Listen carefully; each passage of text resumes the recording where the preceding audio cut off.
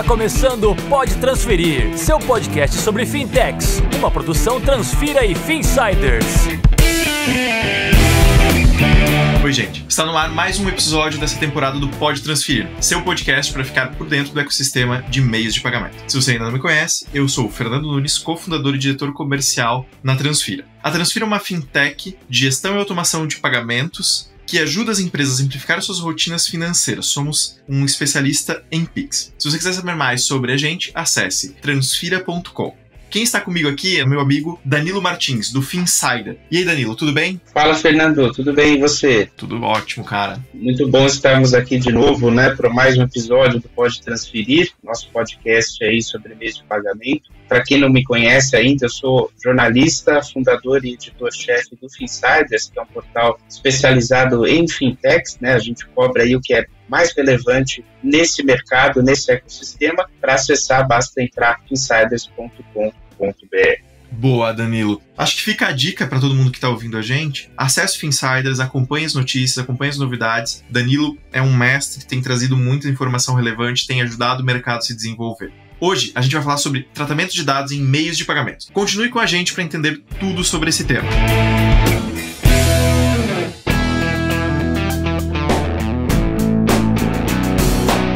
Segurança de meios de pagamento é um assunto bastante comentado no Brasil, ganhou mais evidência, claro, por conta do Pix, E, claro, o boom das compras online durante a pandemia. E conforme a tecnologia avança, nos meios de pagamento, também nós, como consumidores, ficamos mais vulneráveis aos ataques digitais. A gente tem visto vários casos por aí de diversas empresas, A boa notícia, por outro lado, é que existem profissionais capacitados hoje em dia, existem soluções para inibir essas situações e melhorar cada vez mais a segurança nas transações, e proteger, claro, os sistemas como um todo e os consumidores finais. Perfeito. E para entender esse cenário, a gente conta hoje com a presença de dois convidados. Vicente Braga, que é sócio responsável pela área de bancário, meios de pagamentos e fintechs da FAS Advogados, e Danilo Roque, sócio da FAS Advogados e especializado em proteção de dados e propriedade intelectual. Vicente e Danilo, é uma honra receber vocês aqui. Vocês são grandes parceiros aqui da Transfira, têm contribuído com o nosso momento atual, com o nosso crescimento. Então sejam bem-vindos ao Pode Transferir. Obrigado, Fernando, Danilo. Prazer estar com vocês hoje. Obrigado, Fernando. Obrigado, Danilo. É um prazer estar aqui. Aqui no escritório a gente tem uma prática muito interessante, tanto com fintechs quanto com proteção de dados, que aí é a área que estou à frente aqui. E é um mercado e um tema que está bombando muito nos últimos tempos, principalmente depois que GDPR, GDPR, RGPD, o Regulamento Europeu, começou a valer na Europa, e isso acelerou o movimento de aprovação da Lei Geral de Proteção de Dados aqui no Brasil. E é a área que eu estou à frente cuidando já há um tempinho considerável, que a parte que a gente chama aqui de consultoria civil, em que uma parte contratual de compliance, governança, sempre muito voltado para esse mercado, para essa preocupação desse tema que, apesar de juridicamente novo, legalmente recente, não é algo tão novo assim nas preocupações de algumas indústrias, de alguns mercados. O mercado de pagamentos, as fintechs estão aí talvez no meio desse turbilhão que é toda essa temática jurídica nova, mas que é uma preocupação já de bastante tempo no direito brasileiro. Legal. Vicente, por favor, sua apresentação. Um prazer estar aqui com vocês hoje, Como o Fernando bem colocou, a gente é um parceiro da Transfira aí, tem sido muito bacana acompanhar o desenvolvimento, o crescimento da empresa. Como você comentou, sou sócio responsável pela área de bancários, meios de pagamento e fintechs aqui do FAS Advogados. Eu construí toda a minha carreira em regulação financeira, então há bastante tempo já acompanho esses temas e é muito interessante ver que alguns deles passam a ganhar alguma notoriedade específica e até poder conversar com outras áreas, que nos possibilita até algumas colaborações com pessoas como o Rock que está aqui com a gente hoje. Quando você fala de regulação financeira, você tem uma série de temas que envolvem. Você tem desde a questão de como funcionam especificamente as transações de pagamento, as transações financeiras, mas você tem também as proteções necessárias que uma empresa deve se atentar para poder prosseguir seu negócio dentro da legalidade, para que aquela instituição financeira ou instituição de pagamentos não seja utilizada, por exemplo, para persecução de crimes, tanto para a realização evitando a realização de fraudes contra os seus clientes, mas também evitando que criminosos usem a instituição, por exemplo, para lavar dinheiro, né? Isso exige uma série de controles e a gente tem estudado isso faz bastante tempo. Eu, na minha trajetória, eu tive a oportunidade de passar tanto por órgãos de governo, né, quanto órgãos de Estado de regulação dessa questão. Eu já trabalhei no Ministério Público, no setor de crimes contra o sistema financeiro, né, que justamente olha para essas questões, por exemplo, relacionadas à lavagem de dinheiro. Eu tive a oportunidade de trabalhar também junto ao Banco Central, CVM ou COAF, né, no segundo grau de recursal de casos administrativos, né, que é conhecido como Conselho de Recursos do Sistema Financeiro Nacional, e tive a oportunidade também de trabalhar diretamente nas iniciativas de autorregulação da BSM, que é a autorregulação ligada à Bolsa de Valores, a B3 hoje, né? Também a Ambima, que é uma autorregulação bastante conhecida do mercado financeiro de capitais. E essas duas iniciativas, né, de autorregulação, elas são iniciativas bastante pioneiras em trazer temas novos como segurança cibernética e mesmo quando era novo, né, a questão da prevenção à lavagem de dinheiro, as técnicas, os controles necessários. Então, por conta dessa vivência, faz bastante tempo que eu acompanho isso e eu tenho um relacionamento e ainda mantenho com várias dessas instituições, inclusive como alguém que prepara conteúdos e participa de bancas de avaliação, de certificações relacionadas a essas questões de lavagem de dinheiro. E é para isso que eu acho que eu vou tentar contribuir um pouco com vocês hoje, né, em complemento aí ao que o Danilo vai trazer. O Danilo, nosso especialista aí em LGPD, mas eu trago um pouco desse background de quando entra para o mundo das instituições financeiras de pagamento e quando entra para esses aspectos específicos da regulação. Muito bom. Temos bastante coisa aqui para falar, né? Eu vou começar com o meu xará aí, Danilo Roque. Roque, quais são as melhores práticas para tratamento de dados em transações financeiras? Muito boa pergunta, Danilo. É uma preocupação que todo o mercado, não só de pagamentos, não só as instituições financeiras como todo tem procurado, quais são essas melhores práticas. E é um pouco a beleza e a dificuldade que a LGPD traz para a gente. Peço desculpas que eu vou ter que ser um pouco juridiquês aqui. Ela é uma lei um pouco diferente do que a gente está acostumado. Ela não vem só com faça, não faça. Você pode ir até aqui ou não pode ir para lá. Ela tem um conceito muito de fundamentos e princípios. Então, para a gente pensar em boas práticas, a gente precisa pensar nesses fundamentos, nesses princípios. São 7 fundamentos, 10 princípios, mais de 60 artigos. Mas, quem tiver um tempinho, convido a ler a LGPD, porque tem muita coisa ali que quando você olha como pessoa física, parece fazer muito sentido de, poxa, olha, é isso que eu espero para mim. Então, quando você pega fundamentos como o primeiro que a lei traz, o respeito à privacidade ou a autodeterminação informativa, eu acho que a maior inovação da LGPD é isso, é dar o controle das informações para o verdadeiro dono das informações. E quem é dono da informação é a pessoa. Talvez ela tenha uma limitação do que ela pode exercer em cima desses direitos, porque aqui falando de um mercado com maior regulação, aí a gente tenha mais coisas que fazer, mas de toda forma, a gente precisa ver a pessoa, ou como a lei chama a pessoa natural, ou titular de dados, como o verdadeiro dono das informações. E aí, como uma boa prática, a gente precisa atender os princípios, entender e atender esses princípios. Não vou falar de todos os 10, mas tem alguns que são mais importantes, não que os outros sejam menos, mas que chamam mais atenção aqui para essa pergunta, como quando a gente pensa em princípios de finalidade, adequação e necessidade. Como desenvolver um bom modelo de tratamento de dados? Eu preciso pensar de para que eu estou fazendo esse tratamento. E só um parêntese, é importante a gente quebrar um preconceito sobre tratamento, de achar que é só uma inteligência aplicada sobre dados. Para LGPD, tratamento é qualquer coisa que a gente fizer com dado, desde coleta, armazenamento, processamento, melhoria, cruzamento, a própria eliminação de um dado é um tratamento. Então, se a gente for fazer qualquer coisa com dados relativos a um ser humano, a uma pessoa natural, a gente precisa pensar na finalidade. Para que eu estou fazendo isso? Se esse tratamento que eu estou fazendo, se ele é adequado. Poxa, será que eu não estou fazendo uma coisa de uma forma um tanto quanto estranha para aquela finalidade que eu estou querendo? Necessidade. Eu realmente preciso fazer isso? Porque às vezes eu estou fazendo um tratamento para uma finalidade que não tem nada a ver com o meu objetivo aqui, com o meu core business, com os meus objetivos empresariais. E além disso, a gente precisa, tendo esse conceito de que o titular está no centro da proteção, a gente tem que trazer transparência, acabar com aquela preocupação de não posso contar o que eu estou fazendo com os dados da pessoa, porque se eu não posso contar tudo o que eu estou fazendo, e não estou falando aqui de abrir tecnologias, de explicar o meu segredo de negócio, eu estou falando de falar, gente, eu estou coletando seus dados para abrir uma conta digital, eu estou guardando seus dados para fazer um processo de KYC, KYP ou o que quer que seja,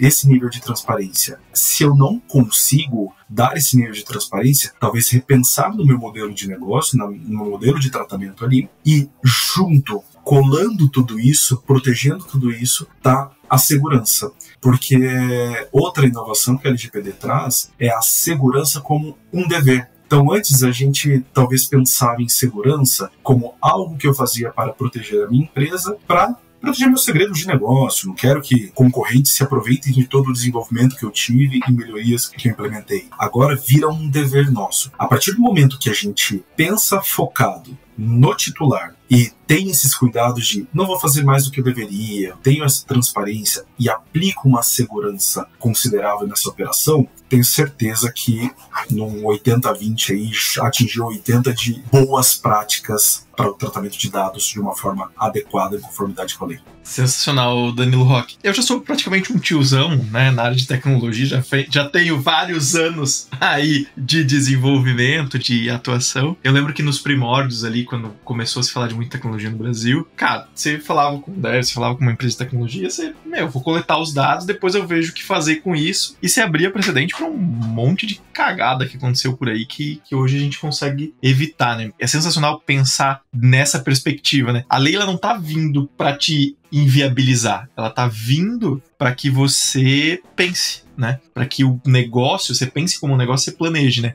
Estou construindo isso, preciso destes dados aqui para esta finalidade. Sou quem trata os dados, sou o controlador ou só executo o serviço com um legítimo interesse. É super interessante olhar por essa perspectiva porque simplifica muito o como as empresas estão olhando e a necessidade, né? A gente não tá mais falando de se houver um vazamento, se houver um ataque à sua infraestrutura, às coisas. A gente tá falando de quando. Quando isso acontecer, quais são as prerrogativas que você tem para proteção, para proteger no final do dia aquele seu bem maior que é o cliente. Porque no final do dia, né, quem paga as contas, quem é o nosso grande chefe aqui como empreendedor é cliente. Se não tiver cliente, não tem negócio, não tem, né, enfim.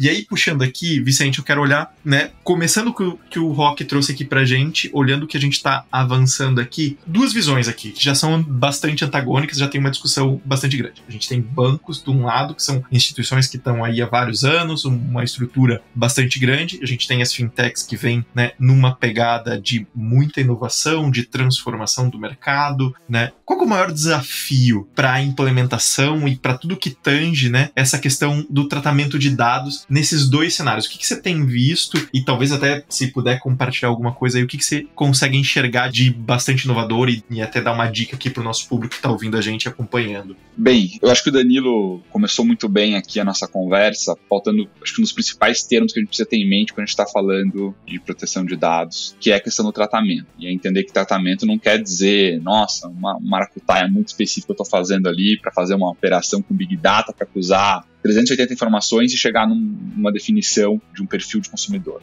Não, a gente está falando, a simples coleta é um tratamento, né? Então a gente precisa ter isso em mente, que o tratamento é basicamente tudo que você faz, qualquer coisa que você faz, cuidado. E isso começa a trazer alguns impactos, alguns desafios, né, e oportunidades bem interessantes aí, tanto para bancos, né, você falou, como para as fintechs. Aqui eu estou fazendo uma distinção talvez um pouco grosseira, né, porque a gente tem alguns players que são super incumbentes, são gigantes do mercado, algumas das maiores empresas do mundo, que não são bancos, e são empresas com alta tecnologia. Então quando a gente fala bancos e fintechs, entendam incumbentes, né, e esses entrantes aí focados aí em tecnologia. Quando a gente olha para aquelas instituições que já estão consolidadas no mercado, eles têm alguns desafios bastante relevantes. Primeiro deles de compliance, né? Eles já são instituições reguladas, já têm que cumprir todas aquelas regras naturalmente. E o sarrafo é mais alto para eles, né? Eles acabam tendo uma consequencialidade maior de algum descumprimento, porque, como você falou, qualquer tipo de incidente que ocorra ali, você está falando de uma base de dezenas, centenas, né, milhões de usuários, e ao mesmo tempo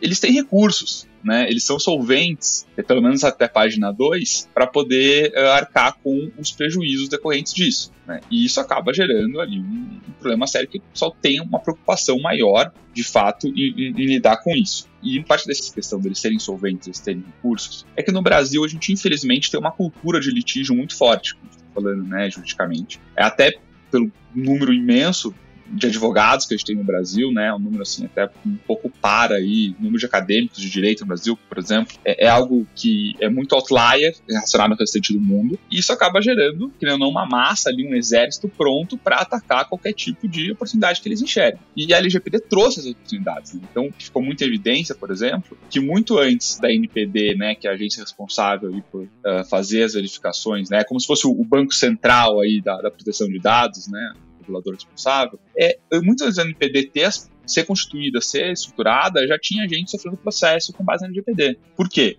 Porque a LGPD já tinha, né, a gente teve uma super discussão, né, isso aqui pode ser matéria para outra conversa, mas a questão do início da vigência da LGPD, teve maior confusão no Congresso lá, meio que veio do dia para a noite, o pessoal sabia que podia vir a qualquer hora, mas veio do dia para a noite, e as empresas sendo sujeitas a isso, se elas descumpriam e as pessoas sentiam algum tipo de dano em relação a isso, ia lá e processava as empresas. Isso a gente tem visto aos montes. E quando uma coisa você vai processar quem? Você vai processar quem tem recurso, né? Você vê que é uma empresa ali de quintal, de garagem, pequena, você fala, pô, não adianta porque eu posso ganhar, mas não vou levar. Agora, quando você tá falando de um grande incumbente, você fala, pô, eu vou ganhar e vou levar. Então isso criou um oportunismo até, né, desse tipo de ação, e isso cria esse mercado que eles acabam navegando em um mar mais espinhoso. Porém, para as fintechs, essa questão do compliance também tem crescido, né? Ela não nasce tão forte quanto nasce para os incumbentes, que já vem no ambiente regulado, mas ele começa aos poucos a permear a atividade. Então, por exemplo,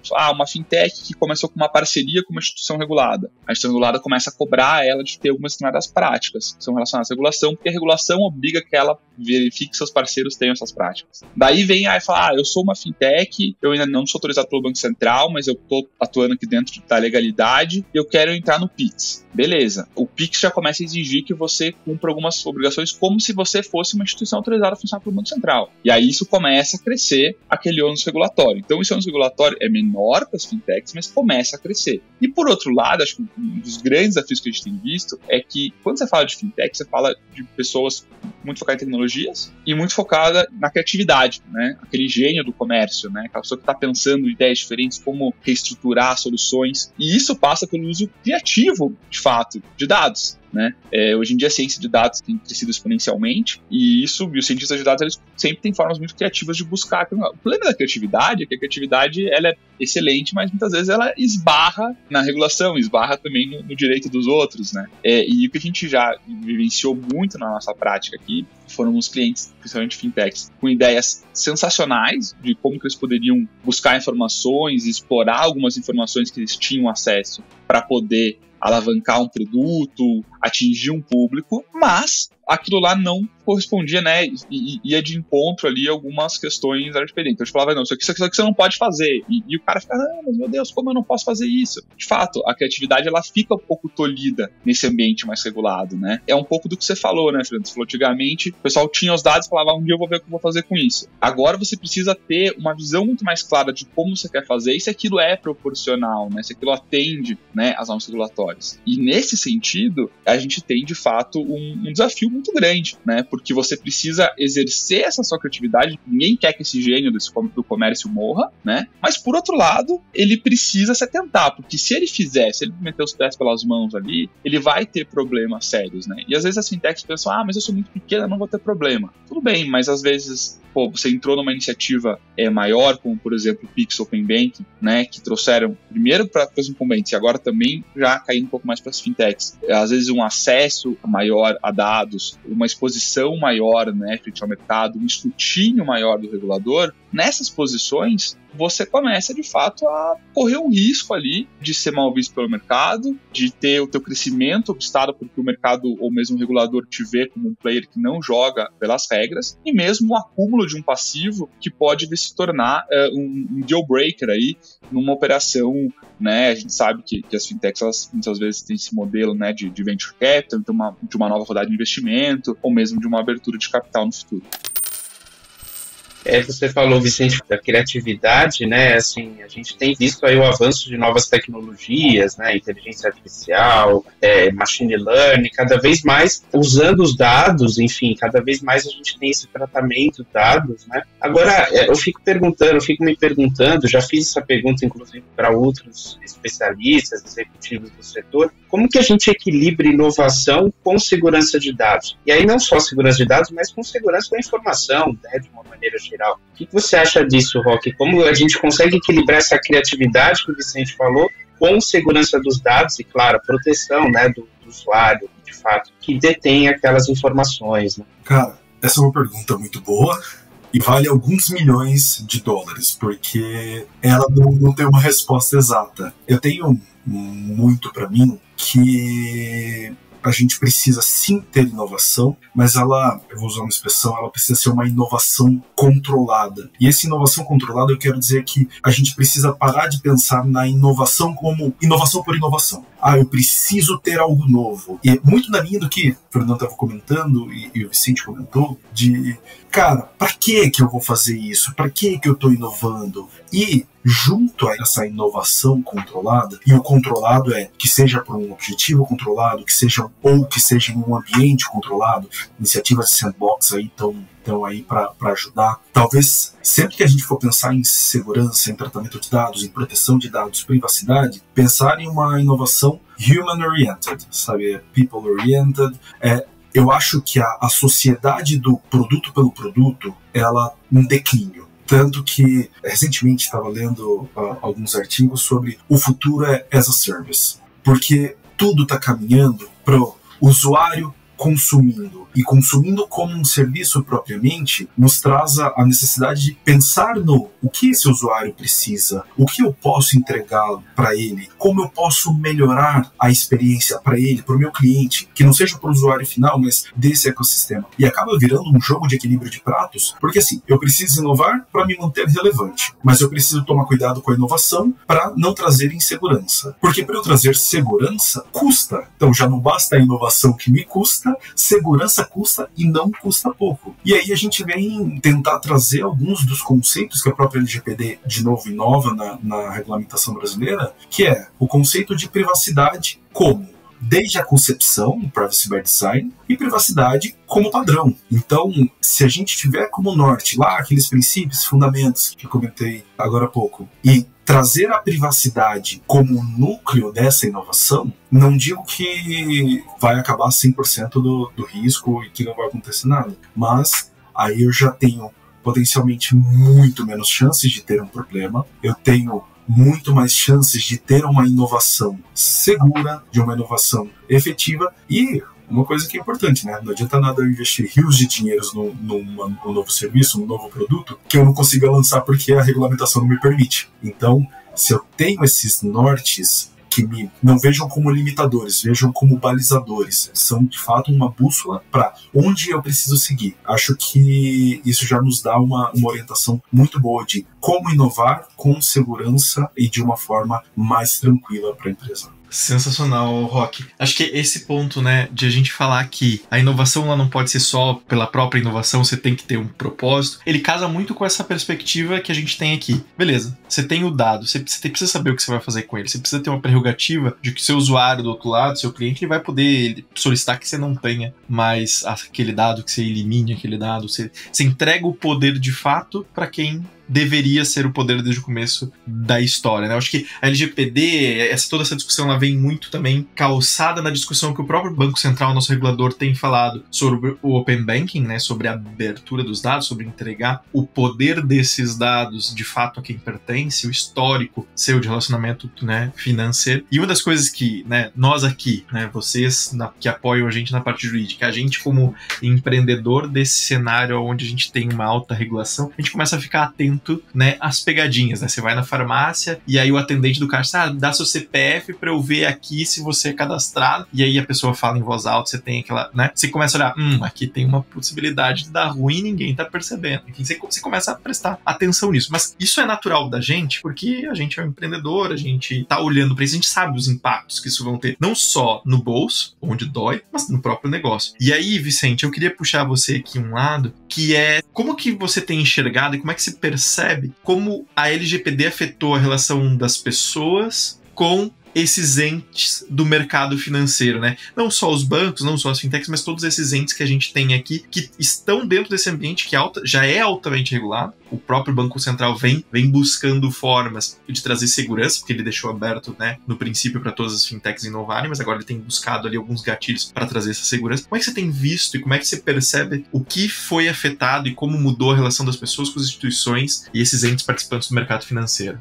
Perfeito, ótima pergunta, Fernando. Eu acho que a gente tem 4 pontos aqui que a gente pode tocar, que eu acho que são bem cruciais para a gente entender o que está acontecendo. Tem uma frase que o pessoal que estuda economia institucional gosta muito, que é: o problema dos incentivos é que eles funcionam. Então, quando você cria ali os incentivos como a LGPD criou, de criar regras, colocar punições para as pessoas e criar responsabilidades, você desencadeia uma série de atos, né? Talvez o primeiro e mais tacanho aí, para passar por esse rápido, que eu já comentei ele na última resposta, é a questão do oportunismo. Então você cria de fato um oportunismo aí para pessoas que querem explorar qualquer potencial falha para tentar processar e ganhar o dinheiro, né? A pessoa às vezes nunca se importou com os seus dados na vida, mas agora, nossa, são os meus dados, e vai sair processando quem tiver dinheiro para responder ele, porque, enfim, viram uma forma relativamente fácil de ganhar dinheiro ali a custas dos outros. Então essa é uma questão problemática e que, de fato, ela veio com a regra pela forma como ela foi construída, né? Um segundo lado, e aí muito mais positivo,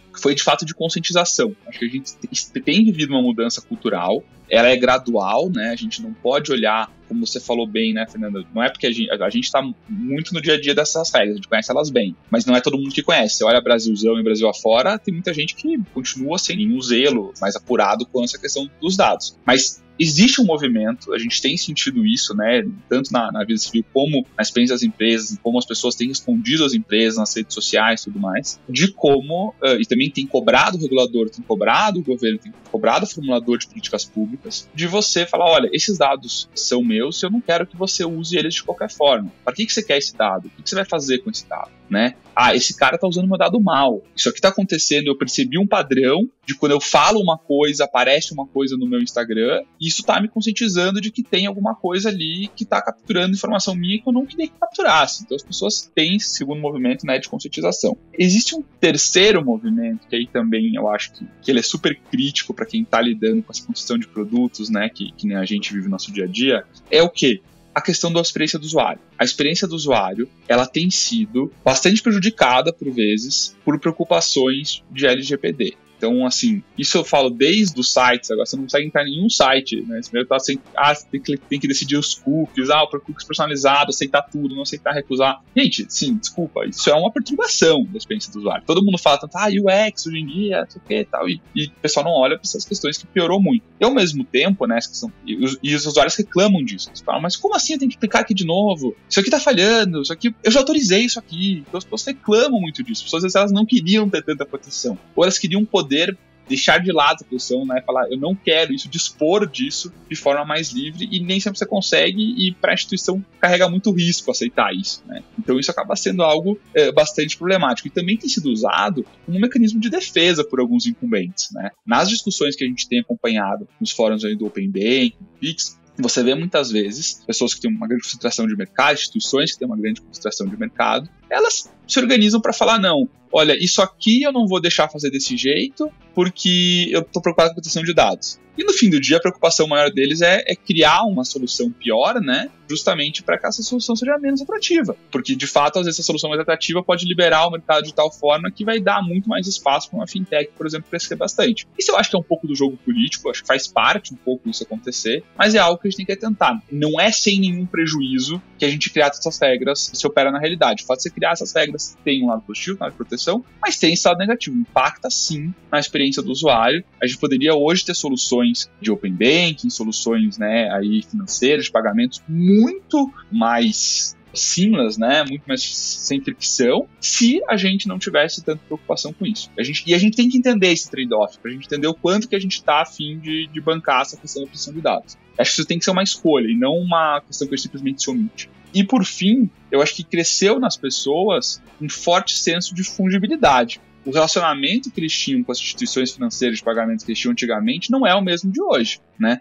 Então, às vezes as pessoas pensam, eu vou adquirir uma base de usuários grande porque esse cara vai ficar comigo, eu vou gastar R$100 para adquirir ele, mas ele vai ficar comigo 10 anos. O cliente não é mais esse hoje. O cliente, ele sabe que os dados dele são portáveis, né? Ele sabe que ele consegue acessar e disponibilizar as coisas de forma muito mais fácil que o potencial concorrente. E isso criou uma expectativa de experiência do usuário, que eu não estou falando, né, da questão mais frictionless, mas de ter, de fato, uma experiência como um todo e contínua boa usando aquela instituição, de que se ele sente que não tem aquilo, ele vai para o concorrente de forma muito fácil. E isso acaba baixando um pouco a barreira. Então isso acaba, por um lado, tem um lado super positivo, que você aumenta a concorrência do mercado, e isso é, de fato, né, acho que uma externalidade positiva aí desse efeito. Mas, por outro lado, também, ele diminui a capacidade da instituição de pensar no relacionamento de longo prazo. Porque qualquer dia ela pode perder um número muito grande dos seus usuários, porque existe essa fungibilidade maior. De novo, eu acho que esse é um movimento inexorável, eu acho que isso é uma coisa que veio para ficar, a gente não vai ter uma alteração, mas é importante a gente entender,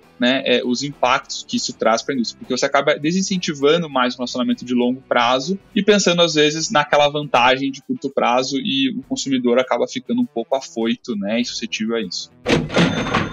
Vicente falou sobre a questão da experiência do usuário, né? E hoje a gente tem aí uma discussão bastante grande, né, em relação à melhoria da experiência do usuário e, ao mesmo tempo, conseguir manter, né, ali os dados seguros, né, de fato conseguir que o usuário tenha ali proteção sobre os seus dados, né. Tem diversas políticas, né, que o Banco Central coloca de KYC, tem questões de compliance, né. A gente ouve muito isso em relação aos bancos, né, e pouco em relação às fintechs. Eu queria que vocês comentassem um pouco sobre isso, né, qual que é a relação do tratamento de dados com políticas de KYC, né, do conheça seu cliente, né, no português, e compliance, né, qual que é a importância disso e por que as fintechs, os empreendedores, de uma maneira geral, precisam se atentar a esses pontos. Perfeito. Eu acho que o primeiro aspecto que a gente tem que ter em mente é justamente aquilo que o Danilo falou lá no começo do tratamento, né? Então, o que é o tratamento e o que o tratamento possibilita? Quando você fala da LGPD, você vê que ela traz ali esse pós-tratamento, fala quando que você pode tratar esse dado. E uma das primeiras, ali, que se não me engano é a segunda, é o cumprimento de obrigação legal regulatória.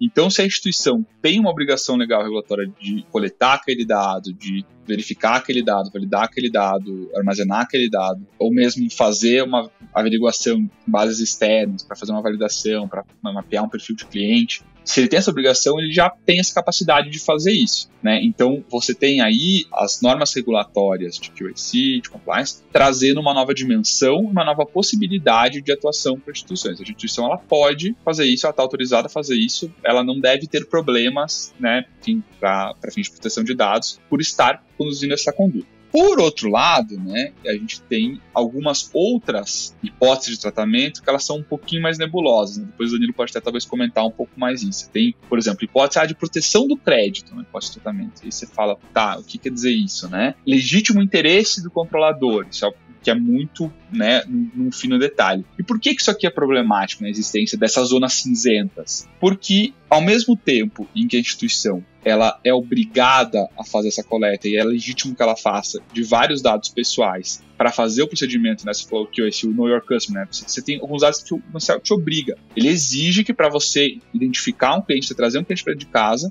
você pegue alguns dados específicos. E quanto maior for o teu relacionamento com esse cliente, quanto mais operações você for oferecer para ele, mais informações dele você precisa ter, validar, armazenar. E o Marcel, inclusive, exige, às vezes, você armazena essas informações por um período de tempo considerável, e isso cria o quê? Cria um risco, né? Que quando a instituição está segurando aquele dado, quando a instituição tem aquele dado dentro de casa, você tem uma suscetibilidade a ataques cibernéticos e tudo mais, que até pegando uma frase aí que o Fernando falou bem, não é uma questão de ser, é uma questão de quando vai acontecer, porque todo mundo tem sido vítima disso aí com bastante frequência, e também uma questão de dentro de casa, né? As atividades compartimentalizadas, Faz com que a área de produtos vai olhar aquele dado e vai olhar, cara, isso aqui é petróleo, entendeu? Eu vou explorar isso aqui, porque esse dado aqui, nossa, vai me possibilitar fazer tal, produzir tal coisa. E aí o pessoal vai falar, não, calma, mas a gente não tem esse dado para isso aqui, a gente tem esse dado para essa outra finalidade. Então você tem que cuidar um pouco dessas tentações dentro de casa. E aí que eu acho que o que o Danilo falou é super importante, que as pessoas, as instituições, né, precisam ter uma visão uniforme de como elas trabalham os dados, né? E não dá para ser aquela caixinha super compartimentalizada, eu sou a área de PLD, eu sou a área de proteção de dados, eu sou a área disso. E aí ninguém pensa na proteção de dados quando está fazendo uma coisa que não está na área de proteção de dados. Não, você tem que pensar a proteção de dados em toda a organização, né? E se você não pensar em organização, você corre o risco, de fato, de botar os pés pelas mãos e acabar incorrendo aí em irregularidades, né? Porque, de novo, a norma ele exige de você, ela te coloca coisas na mão dessas instituições, né? E hoje em dia, essas exigências, elas valem tanto, né, para os bancos como para as fintechs, né? Mesmo aquelas fintechs que não eram reguladas, hoje elas estão sujeitas a essa regulação específica do COAF, que é super parecida com a do Banco Central, inclusive, para não dizer copiada. E aí você tem todo mundo, né, carregando essas obrigações grandes para tudo e com informações dentro de casa que elas têm que manter por isso e que são informações que criam uma tentação e perigos, né, de exposição externa. Então, se a instituição não pensar o dado como um todo e não estiver sempre pensando em cada etapa dos seus procedimentos, o que pode fazer com aquilo e ter, de fato, uma cultura organizacional, né, de como ela lida com isso, e aí eu tô falando de cultura de verdade, uma coisa que todo mundo da organização tem que entender que funciona e como funciona e se adequar a isso. Aí, certamente, a gente vai estar vivendo um cenário de muitos e muitos problemas, né, para as instituições todas, desde os bancos incumbentes aí às fintechs entrantes. Se me permitem, acho muito bem colocado o que você trouxe, Vicente, porque reforça uma questão que nos primórdios da LGPD a gente enfrentou muito aqui, de dificuldade de compreensão de alguns clientes, de que a LGPD veio para barrar o meu trabalho.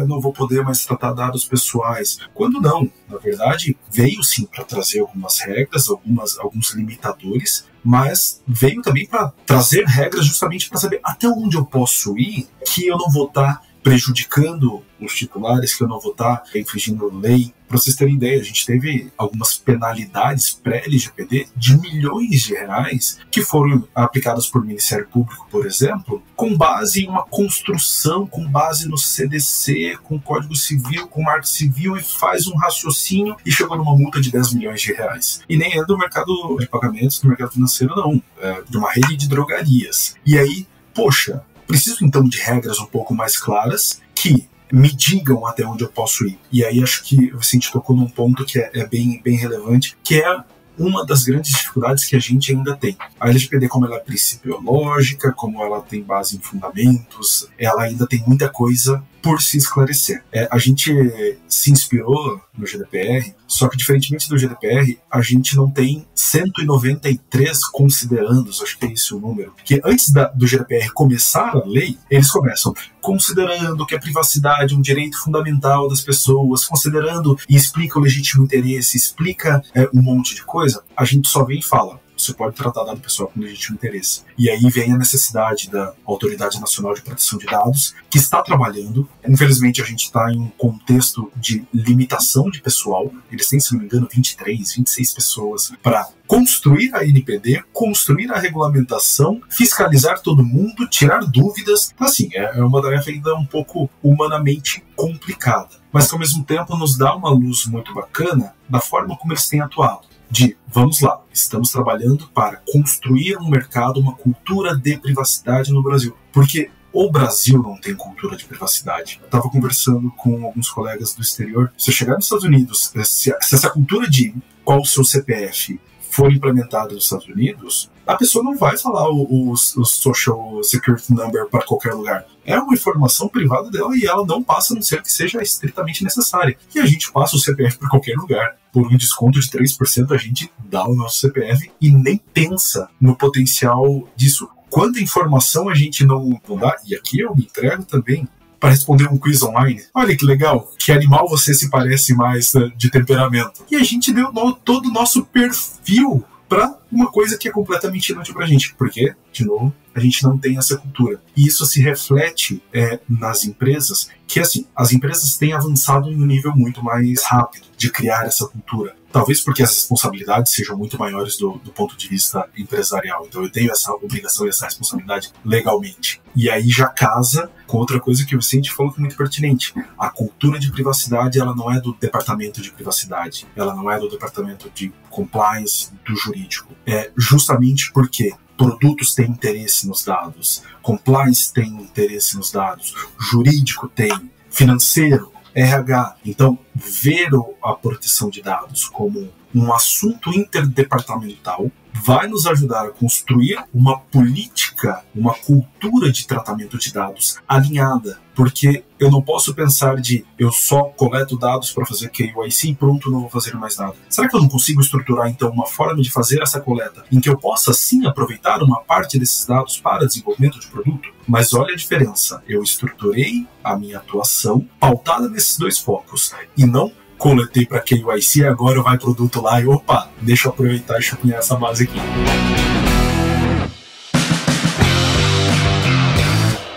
Danilo Roque, Vicente, cara, sensacional ter vocês aqui. Foi, acho que, um dos melhores conteúdos que a gente tem aqui. A gente já tem exercitado bastante, né? Falar sobre a LGPD, falar sobre esses impactos. A gente tem participado também de outros eventos aqui. Foi sensacional. Tenho muito a agradecer essa dedicação de vocês, o tempo que vocês estão dedicando a participar aqui, falar com a gente, falar com a nossa audiência. Então eu queria deixar esse espaço final aqui. Vicente, Danilo Roque, vocês fazerem a despedida de vocês, como as pessoas podem contactar vocês, né? Nossa audiência aqui, majoritariamente, são outras empresas, outras fintechs que talvez possam vir, né, a precisar aí dessa solução, desse apoio que vocês entregam no mercado. Então, Vicente, fica aqui o espaço para você fazer essa sua despedida aqui da nossa audiência. Perfeito. Obrigado, Fernando, Danilo, e também todo o time aí do back-office, Júlia, William, todo o time aí, muito obrigado pela oportunidade. A gente gosta muito de falar desses temas e poder discutir isso com um parceiro super bacana como vocês é sempre uma oportunidade também de aprendizado pra gente. E quanto a uma mensagem final, eu diria, é muito isso que o Danilo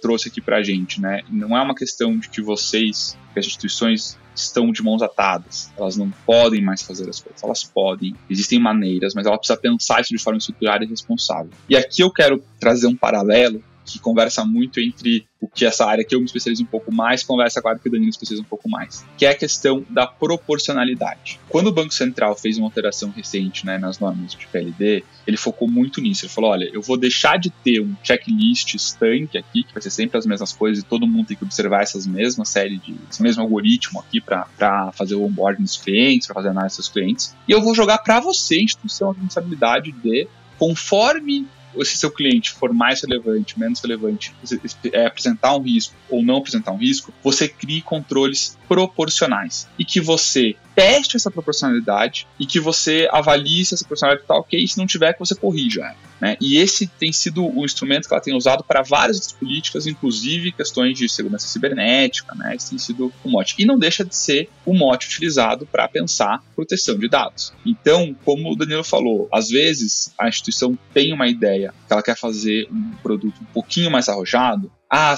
Como que eu posso fazer? Será que eu tenho que ir para o sandbox do Banco Central? A gente sabe que esses institutos que demoram, tem um processo seletivo, né, chato, não sei quantos meses, 6 meses para o empreendedor é um universo absurdo de tempo, um horizonte absurdo de tempo. Então, assim, como que às vezes a gente pode fazer? O que a gente tem visto muito na prática? Às vezes você pode testar um produto dentro de casa, né? Fazer um Friends and Family ali, testar com uma base pequena de usuários. O regulador tem visto isso com bons olhos. Esse tipo de experimento controlado, proporcional, que você controla esses riscos, controla esses acessos, tem ali, né, criação, buscando inovação financeira, buscando desenvolver novos produtos, ele não é algo proibido, pelo contrário, ele é algo incentivado até, se você faz uma leitura aí mais holística, né, da regulação. A questão é que isso tem que ser feito bem trabalhado, né, de forma proporcional. E para isso, né, não vou deixar de levar o peixe para minha brasa, né, a gente tem aqui, a gente está sempre à disposição dos clientes aí, das instituições, para conversar e discutir um pouco de como a gente vê essas tendências, como a gente pensa essas soluções. A gente tem bastante experiência, a gente tem tido aí uma experiência bastante rica, acompanhar o crescimento de várias instituições, o movimento de várias instituições em todo o espectro aí do mundo financeiro de pagamentos. Então a gente está super à disposição e seria um prazer conversar um pouco mais sobre esse assunto. Boa, sensacional. Roque, você também, por favor, né, tem aqui o espaço para fazer suas palavras finais, sua consideração final de despedida aqui do nosso público. Só tenho a agradecer a vocês, a todo o time Transfira, e vou pegar um pouco de carona com o Vicente. A ideia é a gente mostrar para as empresas que o mundo não acabou e que a gente sim pode, não só pode como deve, assim como no mercado regulatório, que proteção de dados, um dos fundamentos da LGPD é o incentivo à inovação, tá, gente? Ela não veio para acabar com a inovação. Vamos fazer de uma forma cautelosa. O regulador de privacidade, a NPD, tem vendido muito a ideia de me mostre boa fé, me mostre preocupação, me mostre que você fez algo de forma pensada. E não simplesmente fez por fez, não fez a inovação pela inovação, não fez a fama pela fama. E isso certamente vai caminhando por uma construção dessa cultura de privacidade, uma busca de apoios externos para ajudar a construir essa conscientização interna e essa preocupação de, tá bom, eu tenho aqui a privacidade, mas a gente não pode esquecer que a atividade empresarial no final do dia é a assunção de riscos. Então, esse teste de proporcionalidade de qual é o risco que está sendo assumido e onde é o maior potencial impacto. Eu estou, de fato, impactando a privacidade do titular ali? Ou, na verdade, o risco de impacto à privacidade existe, mas ele é tão baixo que o lançamento desse produto é muito mais relevante, pode trazer muito mais benefícios. Então, olhar dessa forma proporcional, colocar, talvez nem só numa balança, mas precisa de uma série de eixos e polias em que veja como isso se sustenta no final do dia. É algo que pode ser complexo, mas que a ideia não é necessariamente um bicho de 7 cabeças e não pode ser um impeditivo para a continuidade das atividades. E como o Vicente bem falou, a gente está muito acostumado a sentar, discutir, debater e participar algumas vezes desse Friends and Families para dar o nosso feedback com o lado do jurista, e isso é muito bem-vindo, isso é muito interessante, e eu acho que só traz crescimento para todo esse mercado que ainda já está muito mais maduro do que 2 anos atrás, mas a gente tem certeza que tem muito ainda a crescer e só benefícios a trazer para todo mundo. Obrigado, pessoal. Obrigado a todos que nos ouviram aí até agora. A gente falou sobre tratamento de dados, um assunto bastante importante aí para os empreendedores, para todas as empresas, né, do setor financeiro. Nós conversamos com Vicente Braga e Danilo Roque, ambos são sócios do escritório de advocacia FAS Advogados. Obrigado, até a próxima. Então, pessoal, quem quiser trocar uma ideia sobre o podcast ou sobre outras questões, pode procurar a Transfira ou Finsiders nas redes sociais e enviar uma mensagem ali pelo LinkedIn. A gente sempre está acompanhando, tanto eu quanto o Danilo. Gente, a gente vai ficando por aqui. Até a próxima.